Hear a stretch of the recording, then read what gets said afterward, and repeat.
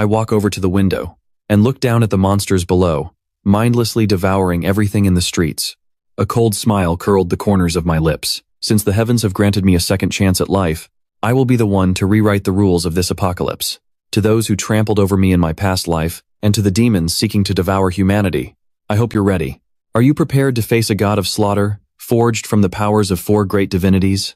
I gripped the hilt of my shimmering golden dragon sword with a reverse hold and pushed open the gates to hell. The nauseating stench of blood hung heavy in the stairwell. A few low-level ghouls, their bodies covered in oozing pustules, were hunched over on the floor, gnawing on something. At the sound of my footsteps, they snapped their heads toward me, their pale, lifeless eyes locked onto mine, as they let out a piercing, guttural screech.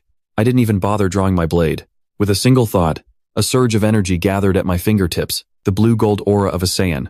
I flicked a finger toward them. A blinding pillar of light instantly tore through the corridor. Those ghouls didn't even have the chance to struggle. They were vaporized into ash before they could blink. This is the crushing weight of absolute power. I stepped over the remains and walked out of the apartment building. In my previous life, I lived worse than a dog, scavenging for moldy scraps in the shadows every single day. But in this life, I will fear nothing. The scene on the streets was more horrific than any disaster movie. Abandoned cars were engulfed in flames, the firelight reflecting off the faces of the panicked crowds fleeing for their lives.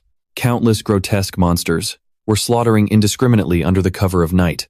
I walked through the chaotic streets with cold indifference. My overwhelming pressure was so intense that the low-level spirits didn't dare come within 10 feet of me. My primary objective was to reach the large shopping mall ahead to gather survival supplies. Even with the power to move mountains and seas, in an apocalyptic world, a steady supply of food and water is still the ultimate leverage.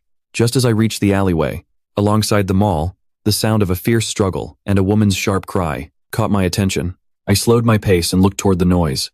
At the end of the alley, 2 men had a girl backed into a corner. Her beauty was breathtaking, like a celestial being who didn't belong in this world. From her back, a pair of wings glowing with a faint white light were unfurled.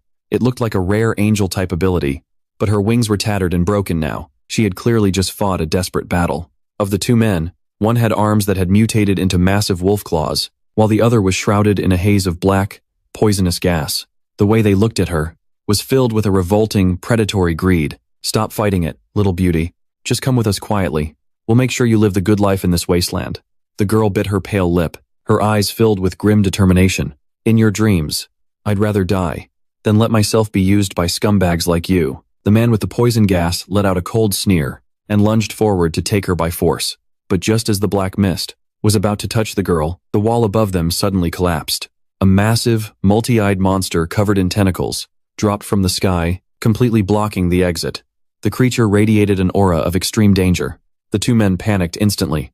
Forgetting all about the girl, they spun around to bolt, but I stepped slowly out of the shadows, blocking their only path of retreat. "Who the hell are you? Get out of the way."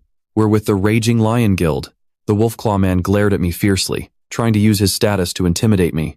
I looked at them blankly, as if I were looking at 2 ants I could crush at any moment.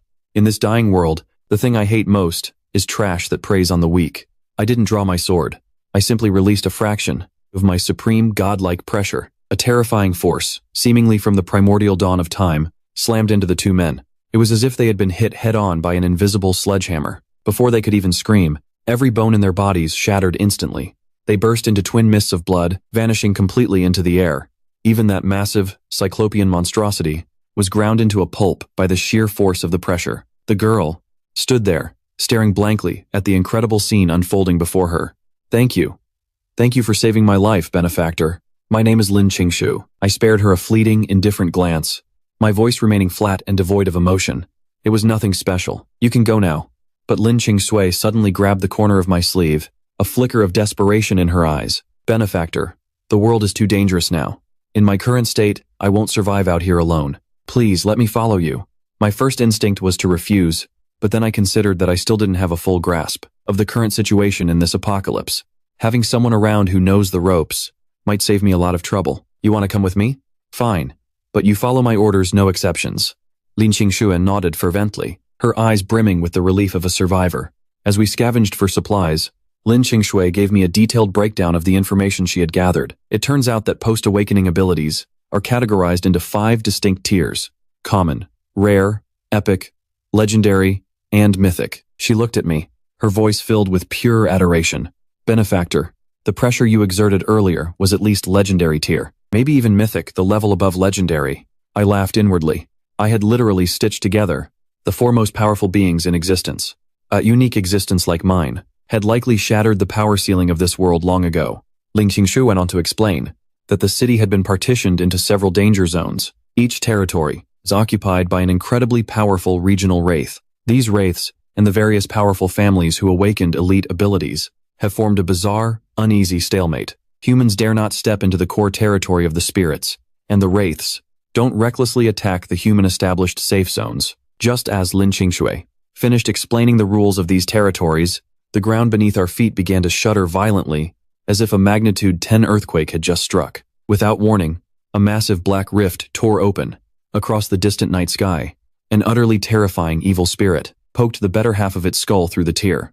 Its head was as massive as a mountain, with eerie green ghost fire burning within its hollow eye sockets. The temperature of the entire block plummeted to freezing. Lin Qingshui turned deathly pale from fright and instinctively ducked behind me. What rank is that thing? It feels even more horrifying than a mythic tier. I narrowed my eyes slightly, tightening my grip on the golden dragon sword. Just as I was preparing to test the waters and see what this big guy was made of, a sudden commotion of footsteps and shouting echoed from up ahead. A heavily armed squad of awakened came scrambling down the street in a pathetic state of retreat. Leading them was a young man cloaked in blazing crimson flames. Right beside him followed a tall woman with a pretty face.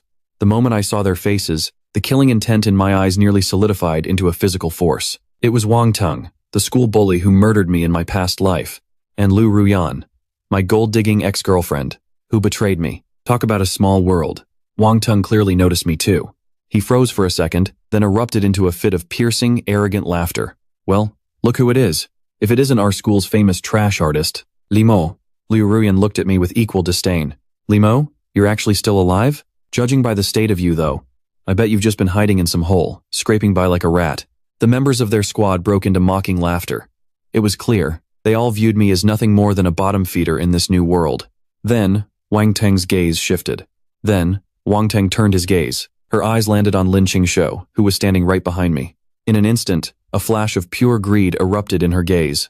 Well, if it isn't our very own Campus Bella, Lin Qingshu. Lin Mo, you're nothing but a bottom-feeding toad. Did you really think you could get a taste of swan meat? I can't believe you actually managed to cling to her like a parasite. Liu Ruyan stared at Lin Qingshu's flawless face. A thick wave of jealousy flickered through her eyes. Qingshu, you're a genius who awakened an angel tier ability. Why are you hanging around with a loser like this? Get over here, right now. Brother Wang Teng is an epic rank awakened now. Following him is the only way you're going to survive this apocalypse. Lin Qingshui looked at them with pure disgust. Her voice was ice cold as she shot back. Lin Mo is 10,000 times stronger than any of you. You have absolutely no idea just what kind of existence you're standing in front of. To Wang Teng, it sounded like the funniest joke in the world. He doubled over, roaring with laughter. Him? A measly painter? What kind of garbage ability could a class like that even awaken? And he dares to compare himself to me? Just as Wang Teng was about to make his move, ready to humiliate me once and for all, the massive evil spirit hovering in the sky seemed to lock on to our position. A terrifying pressure, the kind that makes your very soul tremble, suddenly crashed down from the heavens. It felt like the end of the world was descending upon us. Driven by a force that promised total annihilation, the spirit dived straight toward me. Its overwhelming aura slammed into the ground with physical force. Everyone in Wang Teng's squad turned pale as ghosts. The abilities they were so proud of, faced with this absolute power, crumbled into nothingness in an instant. The flames dancing around Wang Teng flickered out. His knees buckled, and he hit the ground hard, forced into a pathetic kneel. Lu Ruyan was shaking so violently she couldn't even stand. Her legs gave way, and she collapsed face first into a muddy puddle. The other team members were flat on the ground, closing their eyes in sheer despair. The strength of this evil spirit was on a level that defied all reason. Its sickly green eyes were fixed solely on me. It opened its abyssal maw, as if it intended to swallow the entire street whole. It's over. We're all going to die here. Lin Mo, you're a jinx. You brought this monster here. I know they're blaming me, but I don't care. I watched the massive creature diving toward us, with a cold, detached gaze. My heart didn't even skip a beat. A piece of trash like this actually thinks it can act arrogant in my presence? I slowly raised my head. Within my eyes, a brilliant violet-black light suddenly exploded. It was the destructive will of the demon ancestor, Donghuang. I didn't even need to use a technique. I simply stared back at the evil spirit. Within my consciousness, I unleashed the ultimate killing intent of the Chaos Spear and channeled it through my gaze. With just a single look, the once invincible evil spirit suddenly let out a blood-curdling shriek of pure agony. That massive, towering body was like snow meeting a raging furnace. It fractured and dissolved, inch by inch, right there in midair. It didn't even have the chance to struggle. It disintegrated into a cloud of black ash, drifting away into the night wind. The entire street fell into a deathly silence.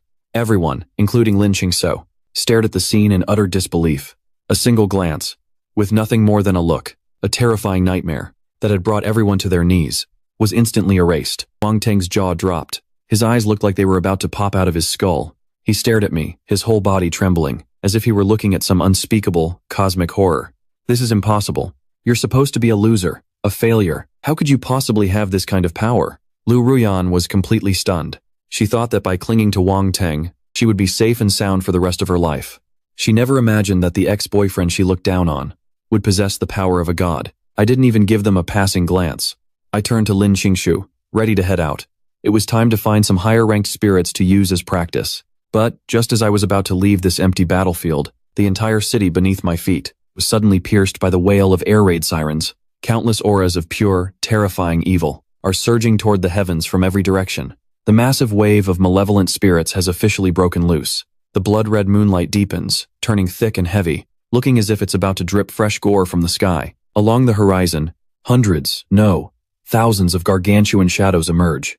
One shadow in particular radiates the suffocating pressure of a calamity-rank evil god. His entire body is wreathed in crackling black lightning, and with every breath he takes, the very earth and mountains tremble. Across every district, the great noble families have sounded their highest-level combat alarms. Countless flashes of awakened abilities illuminate the city, but they are quickly swallowed by the encroaching darkness.